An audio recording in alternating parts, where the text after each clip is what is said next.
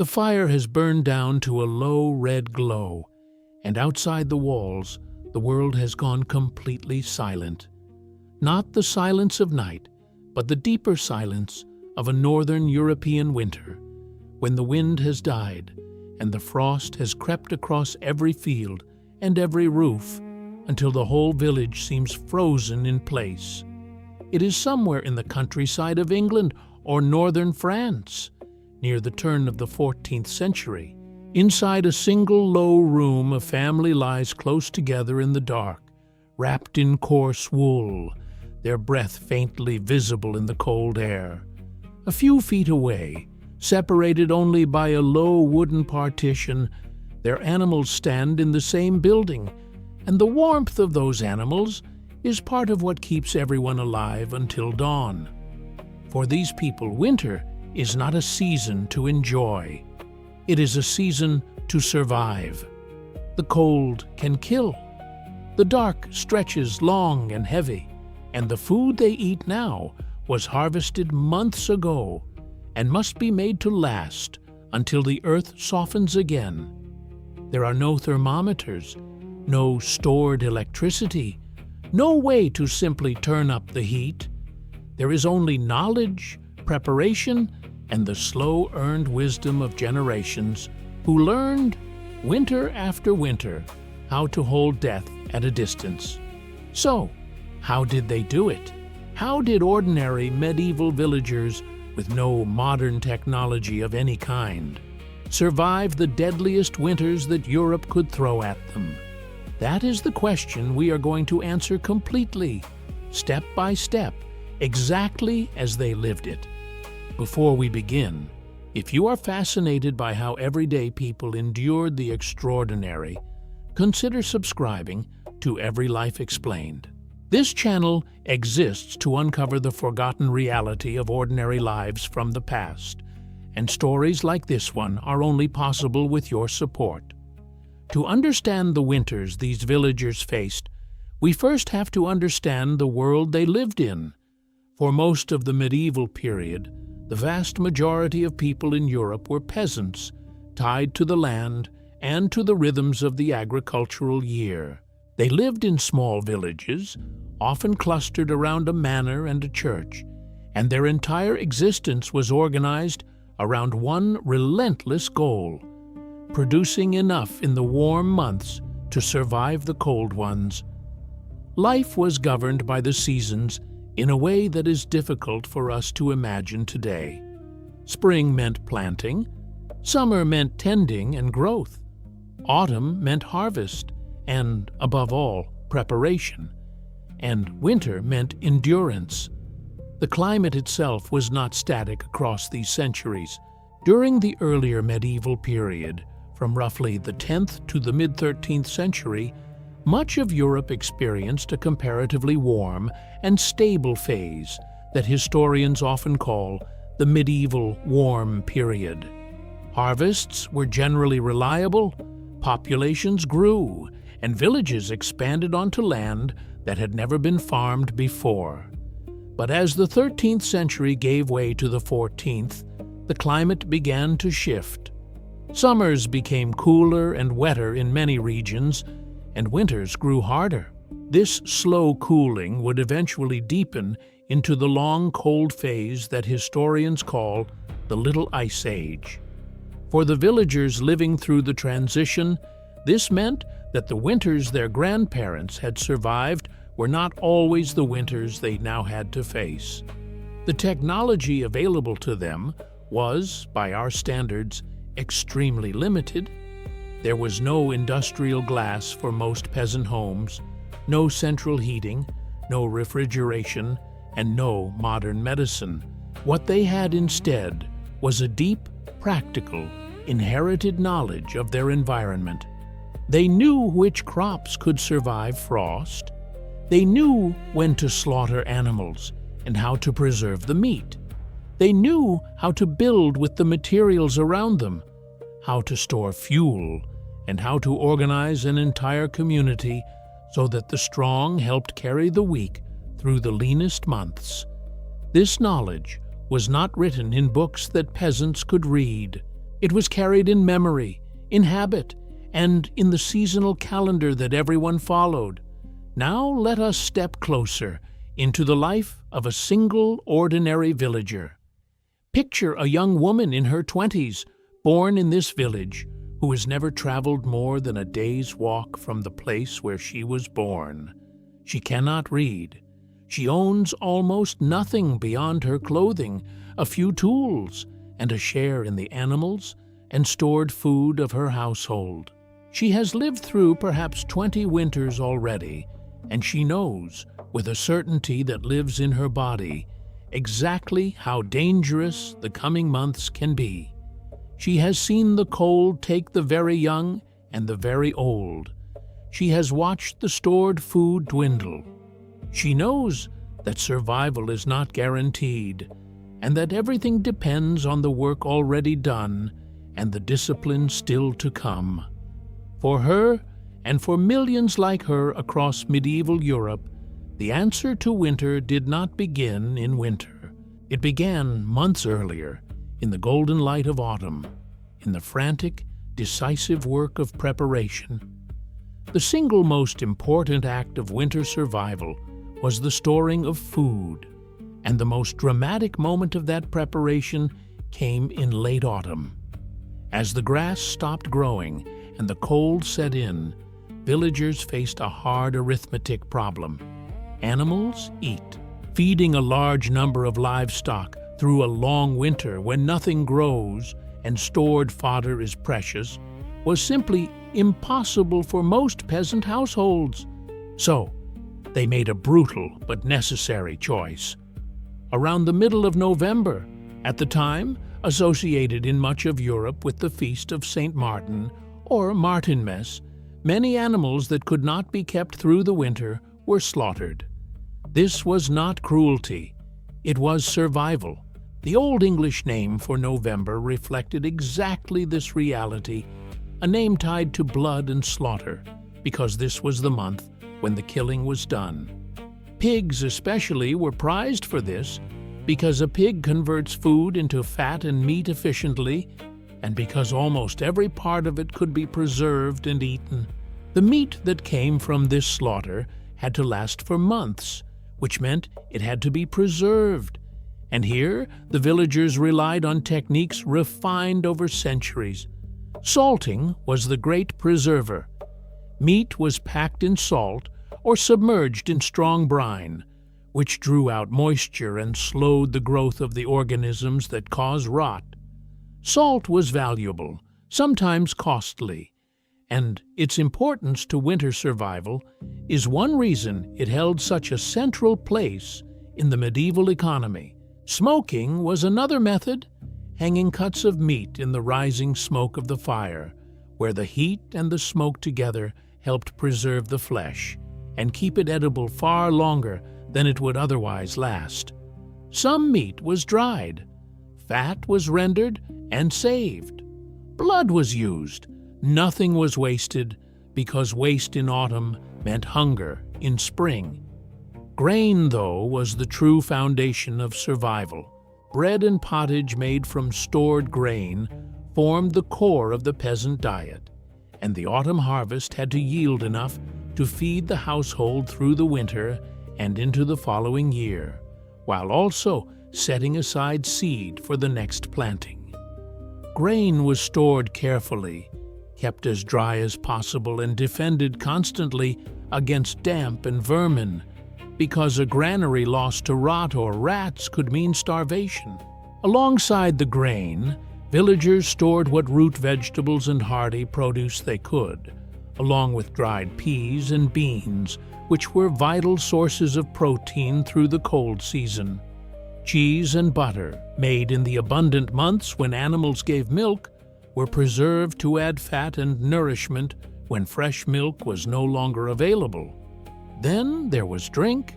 Clean water was not always safe or available, and so across much of medieval northern Europe, weak ale was a daily staple for men, women, and even children.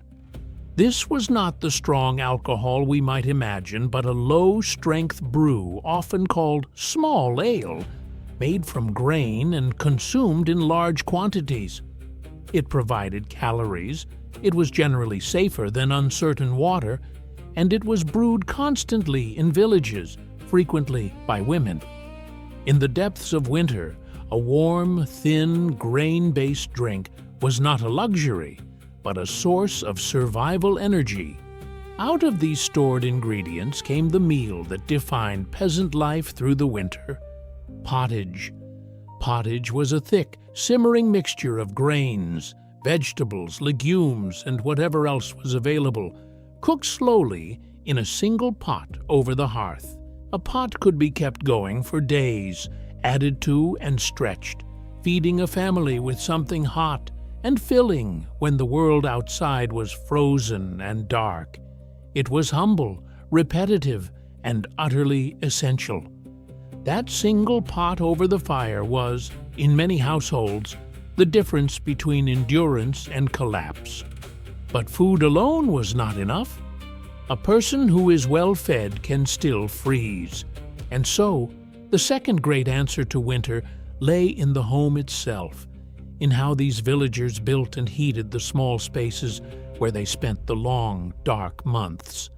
The typical peasant house of the medieval countryside was a modest structure, often built from a timber frame, sometimes using a construction of curved timbers set into the ground, with walls made of woven branches packed with a mixture of mud, clay, straw, and dung, a technique known as wattle and daub.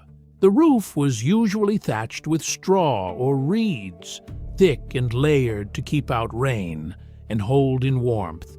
Windows were small and few because glass was expensive and beyond the reach of ordinary villagers. Instead of glass, openings were closed with wooden shutters or sometimes covered with cloth soaked in oil to let in a little dim light while keeping out the worst of the cold. When the shutters were closed against a winter storm, the inside of the house was dark, smoky, and low-ceilinged, but it held warmth. At the heart of the home was the hearth.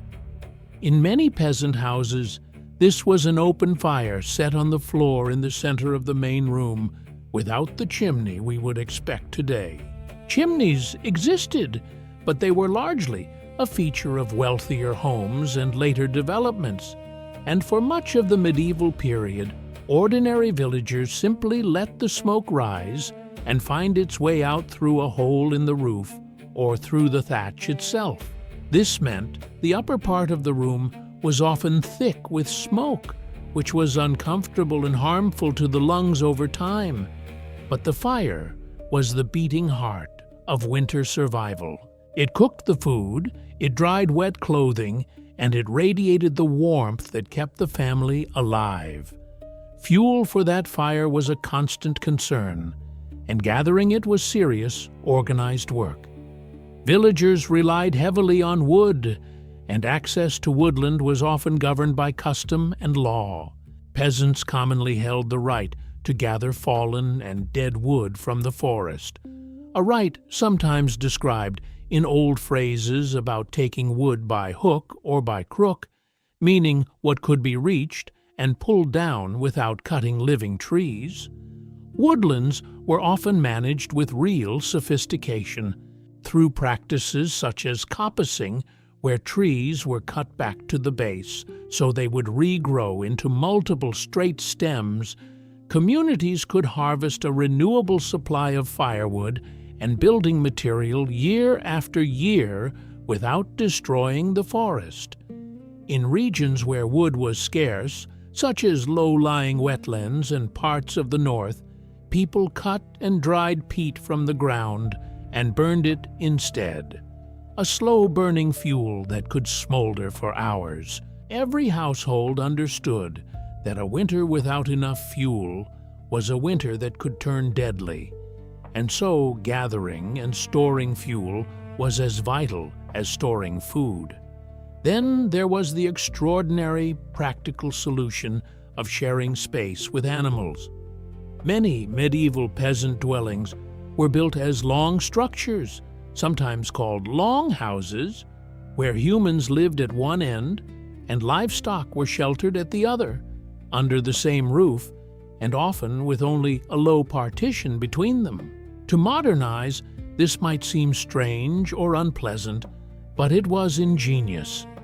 The animals were protected from the killing cold, which meant they were more likely to survive the winter, and their body heat helped warm the shared building. On the bitterest nights, the warmth rising from a few large animals was a genuine and welcome source of survival heat. The smell and the mess were simply the price of staying alive. The people themselves stayed warm through their clothing and through closeness. Wool was the great material of medieval winter, spun and woven into cloth that could be layered against the cold.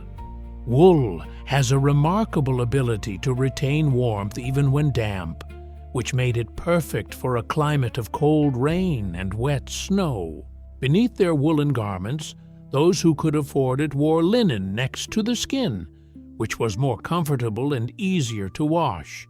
People layered tunics, cloaks, hoods, and woolen leg coverings, and they wrapped their heads and hands as best they could.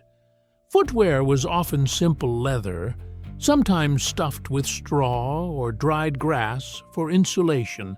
At night, families slept together on straw-filled pallets or low platforms, piled with woolen blankets and animal skins, sharing warmth in the most direct way possible. The whole household, sometimes several generations, would sleep close in the same room, near the banked embers of the fire, drawing heat from one another through the long night.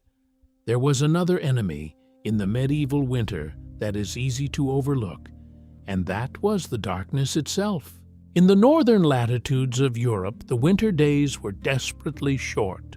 The sun rose late, hung low and weak across the sky, and set early, leaving long hours of blackness on either side of the brief daylight. Artificial light was precious and limited. Candles made from tallow, the rendered fat of animals, gave a smoky, flickering flame, but they consumed a resource that was also food, and so they were used sparingly. Poorer households often relied on rushlights, which were rushes gathered from wetlands, stripped and soaked in fat, then burned to give a thin, wavering glow. Fine beeswax candles, which burned cleaner and brighter, were largely the preserve of churches and wealthy households. For most villagers, the long winter evenings were spent in near darkness, gathered around the light and warmth of the hearth, and the fire served as their sun. That darkness reshaped the rhythm of daily life. Outdoor work in the fields largely stopped because the ground was frozen or waterlogged and the light was too poor. Instead, winter became a season of indoor labor and repair. It was a time for mending tools, fixing what had broken during the busy months, and above all, for the endless work of textile production. In the flickering firelight, hands stayed busy. Wool was carded and spun into thread. Thread was woven into cloth, and cloth was sewn and mended into the very garments that kept the household warm. Spinning was constant, unglamorous, and vital, so bound up with women's daily work that it left its mark on our language. The long winter evenings, then, were not idle. They were filled with the quiet, patient tasks that a family could do by firelight while the frozen world waited outside. The severity of these conditions varied a great deal across Europe. In the far north, in the lands of Scandinavia, and the northern reaches of the continent, winters were longer, darker, and more brutally cold than anything experienced further south. There, survival demanded even greater stores of fuel and food, more heavily built shelters, and an even more careful management of the short growing season. In the milder south, around the Mediterranean, winters were gentler, and the challenges of survival looked different. But across the great agricultural heartlands of northern and central Europe, where the classic image of the medieval village belongs, the essential formula was the same. Store enough in autumn, build to hold the warmth, burn wood or peat against the cold, share heat with family and animals, ration carefully through the lean months, and lean on the strength of the community to carry everyone through. If you are still with us, and if this window into the daily reality of the medieval winter is holding your attention, please take a moment to subscribe to Every Life Explained.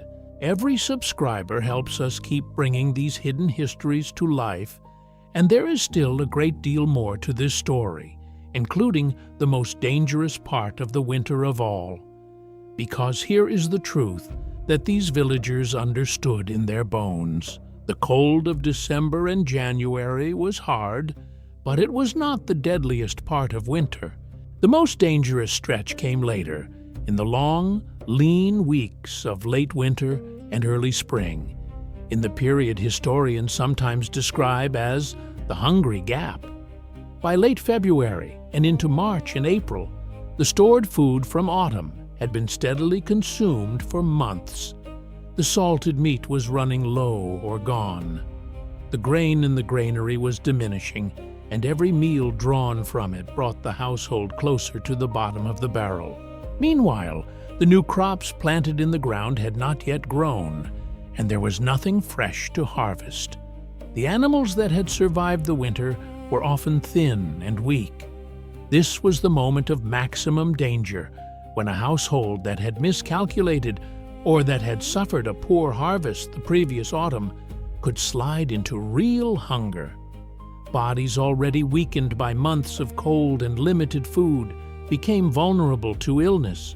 This was often when the elderly and the very young were most at risk. The villagers met this danger with rationing, with discipline, and with a deep understanding that food had to be stretched. They ate simply and carefully. They supplemented their diet with whatever the recovering land began to offer as spring approached, including early wild greens and plants. They relied on the ale and pottage that could be made from the last of the grain, and above all, they relied on one another, because no single household survived the medieval winter entirely alone.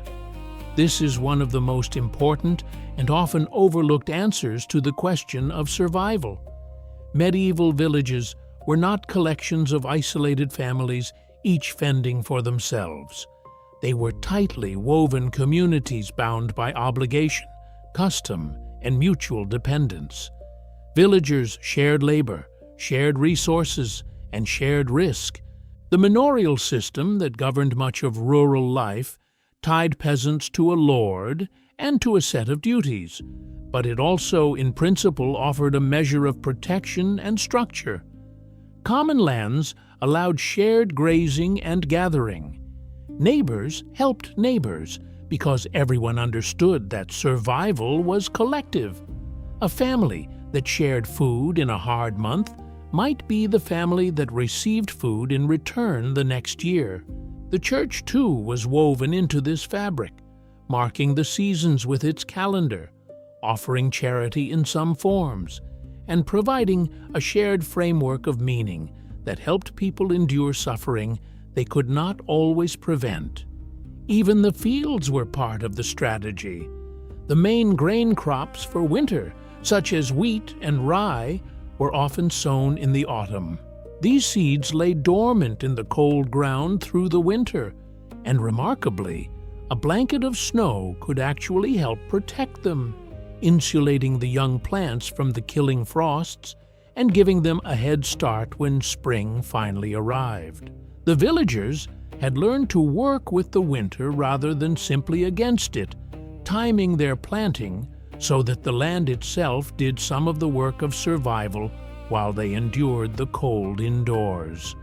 And yet, for all their ingenuity, we must be honest about the limits of what they could do. When the weather turned catastrophic, no amount of preparation could fully save them. The most sobering proof of this came in the early 14th century, during one of the greatest disasters of medieval Europe. Beginning in the year 1315 and continuing for the next 2 years, much of northern Europe was struck by relentless, ruinous weather. Extraordinarily heavy rains and cold conditions destroyed harvests across vast regions. Crops rotted in the fields, grain could not ripen, animals sickened and died. The careful system of autumn storage and winter rationing depended entirely on there being a harvest to store in the first place, and when the harvests failed again and again, the entire structure of survival collapsed. The result was the Great Famine, a period of widespread hunger and death that historians recognize as one of the most severe subsistence crises in European history. The exact death tolls are impossible to know with certainty, but historians estimate that in some regions a significant portion of the population perished, and the suffering touched nearly every community. It was a stark demonstration that the medieval villagers' survival, however clever, however hard-won, rested on a foundation that a few bad years of weather could shatter. This is the deeper reality behind the question we began with. Medieval villagers survived the deadliest winters not because they had conquered the cold, but because they had learned to live at its edge, balancing preparation against risk year after year, always one failed harvest away from disaster. Their survival was real and remarkable, but it was never guaranteed. Even in years without famine, winter carried its own quieter dangers. The cold and damp, the crowded and smoke-filled homes, and the weakening effects of a limited winter diet all made illness more likely and more deadly. Respiratory sickness spread easily in the close, shared air of a peasant house, and a body already worn down by cold and hunger had fewer reserves to fight it. Medical care, as we understand it, did not exist for ordinary villagers. They relied on household remedies, on herbal preparations, on the knowledge of local healers, and on rest and warmth when they could afford it. Many recovered, some did not. The winter did not need a great famine to claim lives. In an ordinary year, it simply took the most vulnerable quietly in the coldest and hungriest weeks, and the community absorbed the loss and carried on. The cost of this life was carried in their bodies and in their communities. The relentless labor, the periods of hunger, the smoke-filled homes, the exposure to cold and damp, and the ever-present threat of disease all shaped how long and how well people lived. Life expectancy was low compared with our own time, weighed down heavily by the deaths of infants and young children. Yet, it would be a mistake to imagine that everyone died young. Those who survived the dangerous early years could live into their 50s, 60s, and sometimes well beyond, growing old within the same village where they had been born, passing their accumulated knowledge to the next generation, and that knowledge itself is part of the legacy of these winters. So much of what shaped medieval culture, custom, and daily rhythm grew out of the annual struggle to survive the cold. The seasonal calendar, the feasts and the fasts, the timing of slaughter and planting, the deep value placed on stored food and shared community, all of it was rooted in the hard logic of winter survival. The habits born of necessity became traditions, and some of those traditions echo faintly in our own customs even today, in the timing of certain celebrations and in the deep human association between winter, gathering, warmth, and shared food. Over the centuries, the world these villagers knew slowly changed. Chimneys spread more widely, drawing smoke out of homes and making them healthier and warmer. Glass windows eventually became more common. Farming methods improved, new crops arrived, and the storage and distribution of food grew more reliable. Gradually, over many generations, the razor's edge on which medieval villagers had lived began to widen into something less precarious. But that transformation took centuries, and for the people we have been following, none of it existed. They had only wool and fire, salt and grain, animals and neighbors, and the inherited wisdom of those who had survived before them. We tend to imagine survival as something dramatic, a single, desperate struggle against the elements. But for the medieval villager, survival was quieter and far more demanding than that. It was the slaughter done at the right moment in November. It was the salt packed carefully around the meat. It was the wood gathered and stacked before the snows came. It was the woven walls, the banked fire, the shared warmth of family and animals through the longest nights. It was the discipline of rationing in the hungry weeks of early spring, and the network of neighbors who carried one another through. It was thousands of small, deliberate acts of preparation and endurance, repeated across a lifetime and passed down across generations. When we sit tonight in warm, lit rooms with food that arrives from around the world and heat we can summon with the turn of a dial, it is worth remembering how astonishingly recent that comfort is. For the overwhelming majority of human history, and for these medieval villagers in particular, winter was a test to be passed through skill, labor, and community. A test that not everyone survived. Their endurance was not a story of misery alone. It was a story of intelligence, of adaptation, and of the quiet, stubborn human refusal to be defeated by the cold. They looked at the hardest season the world could offer, and generation after generation, they found a way to live through it. If this journey into the frozen heart of the medieval winter has moved you, taught you something, or made you see the past a little more clearly, please subscribe to Every Life Explained and join us as we continue to uncover how ordinary people in every era met the extraordinary challenges of simply staying alive. Their world is gone, but their ingenuity still has a great deal to teach us. Until next time, keep looking closely at the lives that history so often forgets, because in those forgotten lives, the true story of human survival is waiting to be understood.